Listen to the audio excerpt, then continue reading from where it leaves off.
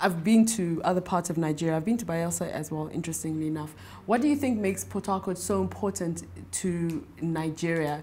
Because perhaps people always only think about Lagos and they think about Abuja. In terms of investment, what makes Port Harcourt an interesting place, and also the importance of the entire Niger Delta region as a whole? Thank you very much for this question. Port Harcourt, as you know, is situated on the Atlantic coast.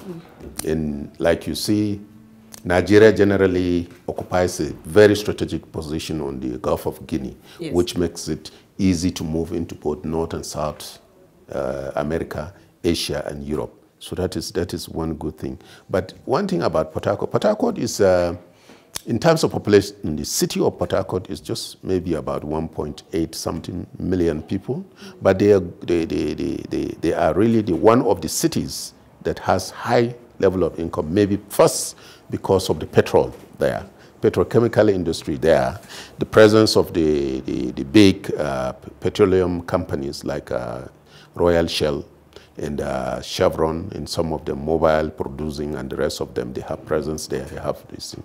And what comes with that is the service industries that deal with servicing of these petrochemical industries, and the rest of it involves also a lot of lifting and transporting of crude, and then also finished products and things like that.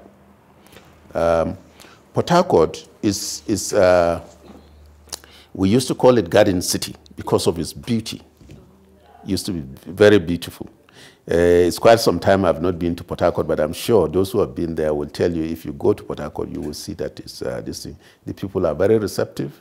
The way of life is to allow people to come and invest in our society that will make our standard of living, uplift our standard of living, and then we, local people, we can also key in whatever areas of services that we can provide, in Port Harcourt.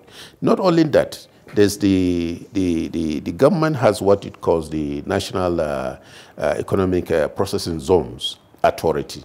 It's an authority that has about clusters of about how many export processing zones. Port Harcourt is one of them. What the beauty of that is that to have an area where centrally you can process either your products or your goods or your services, and then either abroad or within the African continent or somewhere. So it's always busy. Port Harcourt is always busy. The nightlife there is not dull, and then it's very vibrant. The people there are good. They understand the aspect and the strategic nature of that city and this thing.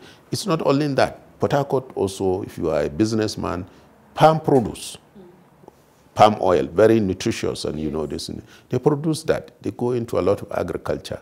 Most of this thing you find fishing. Fishing also is a very big business in Port Harcourt if you go. So you fish, definitely you need coal rooms or coal vans to transport fish from one point to the other and things like that. And this thing is a very good tourist center. And tourists normally like Port Harcourt because they also have good food. Okay. In Port Harcourt. That's nice jollof. Yeah. They have good food, and then you can have around that area in the south, you find that you have delicacies like edikaikong and the rest of them, better soups that you can eat, and then you feel relaxed, and then this thing. And then Port Harcourt also is known for, it's an entertainment center. Just like you talk about this, you have so many of them that are into this entertainment industry, good singers, good musicians. Maybe when you are there, you can take time and find one of the clubs where they're playing live band. You can enjoy yourselves, and then that kind of this thing. But I can assure you that it's a very good place where you can meet people who can do business in the petrochemical, agriculture, agro-allied industry, palm produce, and many other areas that you can this thing. So I'm sure they will tell you more when you get to Port Harcourt.